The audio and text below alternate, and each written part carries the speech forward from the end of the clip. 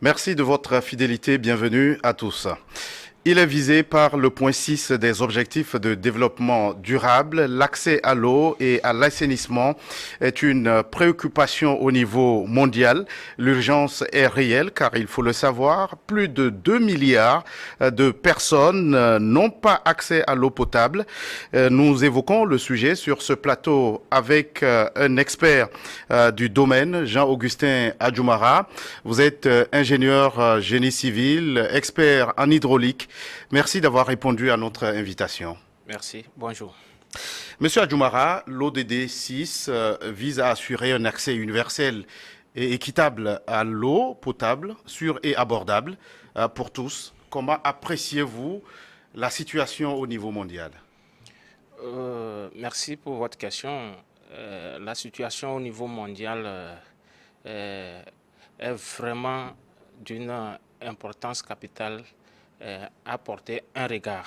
Figurez-vous que 2,2 milliards de personnes dans le monde entier n'ont pas accès à l'eau potable, malgré les efforts des projets qui sont tant bien faits dans différents pays. L'efficience de l'utilisation de l'eau a considérablement augmenté de 9%. Alors, ce qui rend aujourd'hui difficile l'accès à l'assainissement et à l'hygiène. Alors oui, justement, vous parlez de l'assainissement et l'hygiène. C'est l'autre objectif visé par l'ODD 6, l'assainissement. Alors, qu'est-ce que cela implique concrètement? Cela implique à mettre au profit de la population des dispositifs pour éviter la pollution de l'air et de la nature, notamment en construisant des latrines et en mettant des dispositifs de lavage des mains. N'oublions pas que récemment, nous avons eu une grande pandémie, la pandémie Covid-19, qui a eu besoin d'eau, je vais dire. On ne faisait que laver les mains. Donc voilà pourquoi il y a de quoi apporter un regard sur l'assainissement et l'hygiène. Il faut porter un regard sur l'hygiène et l'assainissement. Revenons maintenant sur l'accès à l'eau potable. Alors, on a parlé de la situation au niveau mondial. Plus de 2 milliards de personnes qui n'ont pas accès à cette ressource. Quel regard vous portez sur la couverture en eau dans votre pays, le Togo?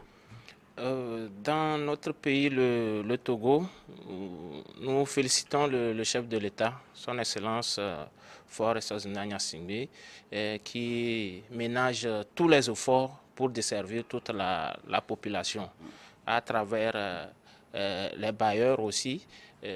Nous assistons beaucoup à des projets, notamment le projet PASCO 1 qui a couvert 602 postes d'eau autonomes dans les régions septentrionales de notre pays. Le projet PASCO 2 également, qui a couvert 400 forages, dont 200 dans la région des Savanes et 200 dans la région de la Kara. Nous assistons également au projet PASCO 3, qui est en cours. Il y a des projets BID UMOA qui ont alloué 31 mini postes d'eau autonomes. Donc, nous ne ferons que féliciter le progrès que le pays a déjà encaissé et continue d'encaisser. Et nous remercions également le ministère en charge de ce département. De l'eau et de l'hydraulique villageoise. De l'hydraulique villageoise.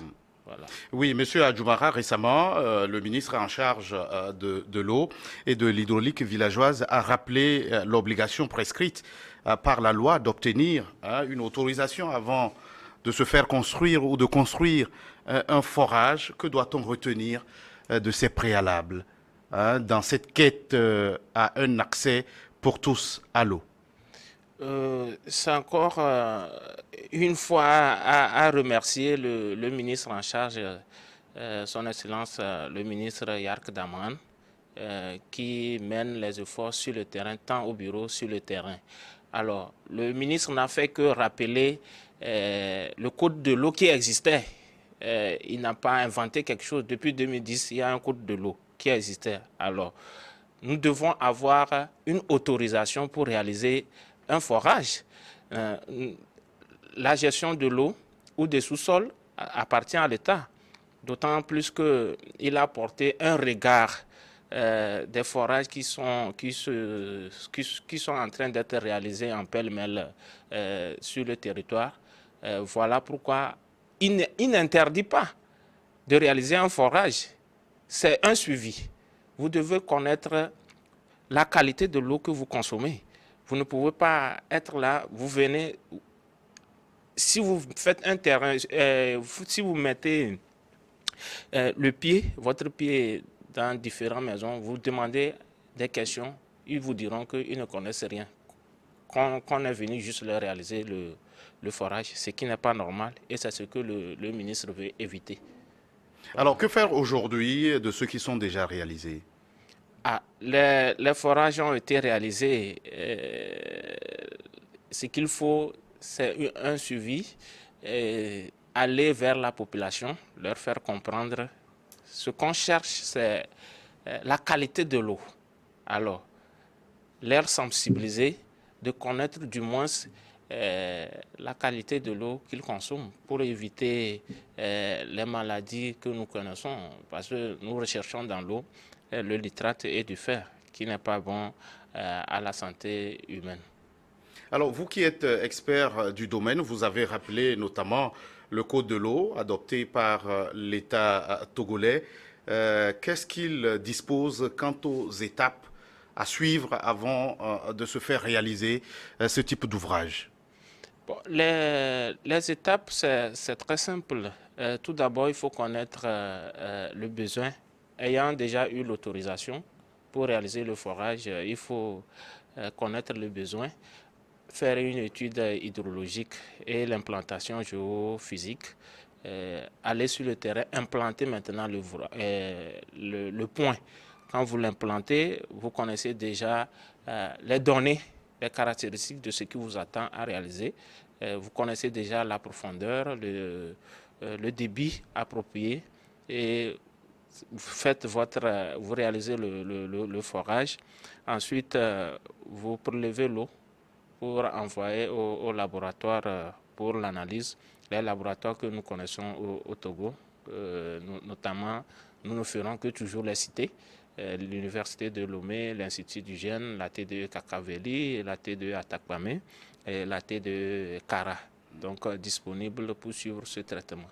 Donc, après le traitement, nous équipons les forages. Alors, après l'équipement également, nous prélevons de nouveau l'échantillon pour envoyer au laboratoire. Là, c'est pour connaître les bactéries, le taux de bactéries. Donc, l'analyse bactériologique et terminer le traitement de l'eau et offrir une eau potable à la population. Alors, ça veut dire que s'il y a sujet à discussion, ceux qui se sont fait réaliser ces ouvrages pour se permettre un accès facile à l'eau potable n'ont pas suivi cette étape. Je dirais que beaucoup n'ont pas suivi et moins sont ceux qui ont suivi. Alors, il faut qu'on repasse de nouveau sur le terrain. Voilà pourquoi le ministre en charge, le ministre de l'eau et de l'hydraulique villageoise, a mis en place une police de l'eau pour pouvoir suivre ces forages et s'assurer que l'eau est de qualité. Aujourd'hui, sur une même aire, on peut trouver des forages les uns à proximité des autres. Vous qui êtes expert, y a-t-il un risque à cela? Il y a toujours un risque à cela parce que nous touchons les nappes phréatiques. Alors, ces nappes, à proximité, nous pouvons assister, nous devons assister à des essais piezo pour éviter que pour éviter d'exploiter les mêmes nappes. C'est vraiment dangereux. Alors, récemment, nous avons eu un cas. Il a fallu que nous faisions un essai piezo, c'est-à-dire un essai de pompage simultané pour éviter d'exploiter les deux forages. C'est qu'on a découvert vraiment ce déficit et il a fallu qu'on ferme le second forage et laisser l'autre pour exploitation. C'est dangereux. Nous assistons ça beaucoup, surtout dans la région maritime. Rassurez-vous que des dispositions seront prises pour éviter des dangers à cela. Alors, Monsieur Adjoumara, une chose est d'être dans le besoin pour avoir accès à l'eau potable, mais l'autre chose, c'est d'avoir les moyens de se faire construire ces ouvrages.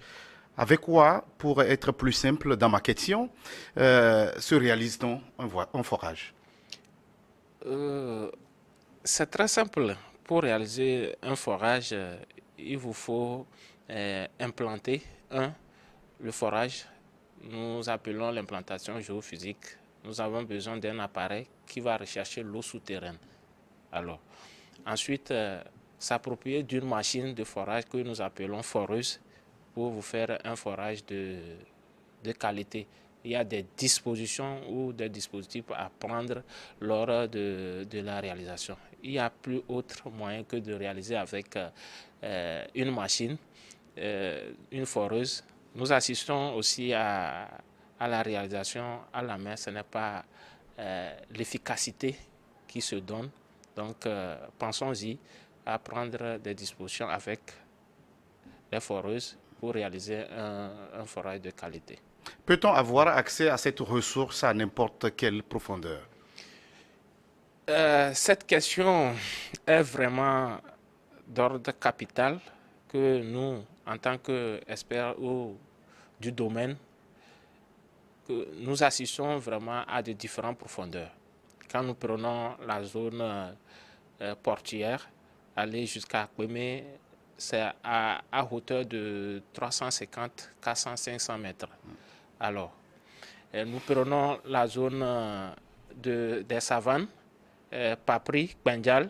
Nous avons aussi également des forages à 250 à 300 mètres. Nous revenons un peu en arrière à Tandjouaré également, c'est des forages à grande profondeur. Donc, à l'essai géophysique, je veux dire à l'implantation géophysique, ça a des différentes profondeurs que nous captons l'eau. L'eau de qualité, nous la captons. Alors, si elle n'est pas appropriée, on dépasse cette profondeur pour avoir l'eau de qualité. Ça, c'est à la réalisation qu'on saura. Voilà. Alors, qu'est-ce que cela implique? Une eau issue d'une profondeur moins que celle dont vous parlez, n'est-elle pas de bonne qualité? Ben, c'est des eaux usées. C'est des eaux usées. Nous captons une eau de 2 mètres, de 5 mètres. Nous ne prenons pas une eau, nous ne buvons pas une eau de qualité. Et nous ne faisons pas également l'analyse pour comprendre, pour savoir si est-ce que l'eau est de cette qualité. C'est vraiment un danger que nous vivons. Nous sommes exposés, nos enfants, notre famille, la population. Donc voilà pourquoi l'État œuvre pour éviter tout cela. Monsieur Adjoumara, vous avez évoqué les projets mis en œuvre par l'État pour permettre aux populations d'avoir accès à l'eau potable. Quelle responsabilité incombe aux populations quant à la gestion de ces ouvrages? Cette gestion nous appelle, nous en tant que citoyens, de sensibiliser nos confrères à l'importance de la gestion de l'eau et des dons que l'État octroie. C'est à coût de milliards pour des projets. Alors, chaque projet, il y a des fonds qui sont alloués pour la formation de la population ou des villageois. Alors, après cette formation, quitte à eux de former un comité de gestion d'eau. Donc nous les assistons à cette formation et à cette formation afin de suivre cette gestion d'eau qui préoccupe l'État togolais, qui préoccupe toute la planète. Oui, Monsieur Adjoumara, quand on réalise un ouvrage, est-ce que, bon, c'est fini ou bien il y a des périodes où il faut assurer une certaine maintenance? Oui, il faut toujours assurer la maintenance de l'ouvrage. nous parlons aussi des projets de réhabilitation. Donc il faut la maintenance à chaque 3 mois ou 6 mois, refaire aussi l'analyse, voir l'état de l'installation qui a été, s'il faut changer certaines pièces ou certains éléments, qu'on les change. Donc un suivi est vraiment important. Oui, ça veut dire qu'une eau analysée et qui a reçu le quitus d'être de consommation peut être à nouveau réanalysée pour voir si entre-temps elle n'a pas été infectée. Oui, et les bactéries, il y a les bactéries. Donc, quand nous faisons l'analyse chimique, l'eau est déjà de qualité. Alors, maintenant, à l'usage, comment vous entretenez votre forage? Alors, nous pouvons refaire les analyses bactériaux pour voir s'il n'y a pas de bactéries dedans, pour faire le traitement, pour faire une nouvelle fois le traitement de l'eau. Sinon, une fois déjà fait l'analyse, l'eau est déjà de qualité. La nappe, on est sûr qu'elle ne sera plus infectée. Après combien de temps faut-il encore refaire? C'est ça, je viens de le dire, pour l'analyse bactériaux, 6 mois, chaque 6 mois, disons dans l'année 2 fois, vous pouvez le faire. Ce n'est pas cher. Nous n'achetons pas notre vie, hein, donc plutôt de la préserver. La santé n'a pas de prix, dit-on. Oui. Monsieur Adjoumara, avoir accès à l'eau potable est une chose, mais savoir gérer de façon durable nos ressources en eau en est une autre. Comment gagner ce pari? La gestion durable des ressources en eau. Cette gestion, nous l'avons déjà dit. Le pari, c'est de nous sensibiliser, c'est d'appeler les mairies, les communes à jouer la part que joue l'État, d'accompagner la politique de l'eau pour atteindre les ambitions du président de la République et le taux de déserte que nous prévoyons tous en 2025 pour un taux de déserte de 85%. Alors, accompagnons l'État, accompagnons-nous aussi à réussir pour avoir un taux de déserte qui doit être atteint en 2030 à 100%.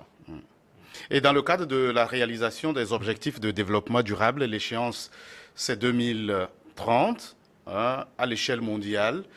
Comment voyez-vous la marche du monde vers la réalisation de cet objectif de développement durable 6 quant à l'accès universel à l'eau potable?